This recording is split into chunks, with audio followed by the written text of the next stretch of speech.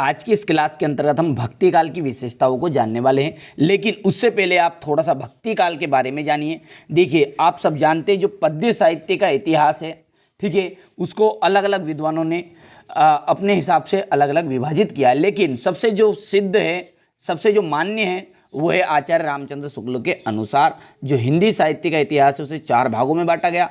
आदिकाल, जिसका काल संवत 1050 से 1375 तक रहा।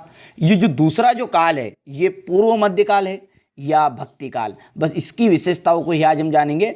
तो 1375 ईस्वी से 1700 ईस्वी तक ये चला था, इसका काल संवत है, ठीक है। तो ये, और तीसरा जो है उत्तर मध्य काल है या रीति काल है, फिर चौथा आधुनिक काल। यदि हम बात करें इसकी, तो जो भक्ति काल है, ठीक है, ये भक्ति काल को भी 2 उपधाराओं में बांटा गया है, ठीक है। धारा बांटी गई सगुण धारा और निर्गुण धारा। अब ये सगुण धारा क्या है? इसमें भगवान को साकार रूप में देखा गया, यानी राम भगवान, श्री कृष्ण भगवान, ठीक है, इन सभी को सगुण रूप में। और निर्गुण धारा में क्या है, ठीक है, निर्गुण में कबीरदास ने इनके, ठीक है, जो भगवान को इन्होंने निराकार रूप में माना। फिर इसको 2 भागों में बांट दिया। सगुण को भी, एक हो गई राम भक्ति शाखा, इसमें तुलसीदास जी आ गए। कृष्ण भक्ति शाखा, इसमें कृष्ण भगवान के हिसाब से सूरदास जी आ गए, ठीक है।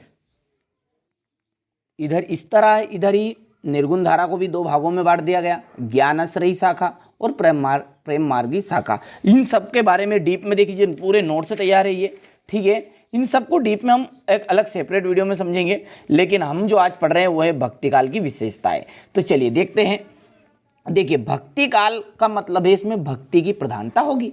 तो पहला पॉइंट तो यही है कि इस काल में भक्ति की प्रधानता देखने को मिलती है, ठीक है। अब साथ में आपने देखा कि कबीरदास जी ने जो गुरुओं का, या तुलसीदास जी ने जो गुरु वंदना की है, इसमें इस काल में क्या हुआ, कवियों ने गुरु की महिमा का खूब गुणगान किया, यानी कि गुरु की जो महिमा है उसको बहुत बताया है। 2 गए। पहली क्या है, भक्ति की प्रधानता है। दूसरी है आपकी, कवियों ने गुरुओं की महिमा का खूब गुणगान किया। ये जो काल है इसे हिंदी साहित्य का स्वर्ण युग कहा जाता है। अब क्यों कहा जाता है? क्योंकि इसमें सारी जो रचनाएं की गई, यानी कि जितने भी ग्रंथ रचे गए, जितने भी महाकाव्य हुए, वो सारे के सारे, ठीक है, लोक कल्याण पर आधारित हुए, यानी कि एक समाज को एक नई दिशा प्रदान की, ठीक है। तो इस काल में लोक कल्याण पर आधारित रचनाएं की गई।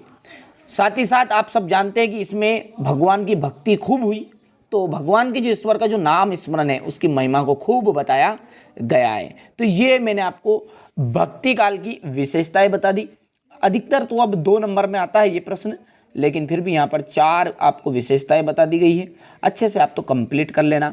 हमारा जो उद्देश्य है वो यही है कि आप अच्छे अंक प्राप्त करो। नोट्स पूरे तैयार कर लेना है, ठीक है। पूरी चीज़ें देखिए, भक्ति काल के प्रमुख कवि है ये, ठीक है। यहाँ से देखिए रीतिकाल, सारे नोट्स, ये जो पूरी कॉपी है आपकी हिंदी से संबंधित भरी हुई है, देख लीजिए आप, ठीक है। ये सब कुछ आपको देखने को मिलेगा।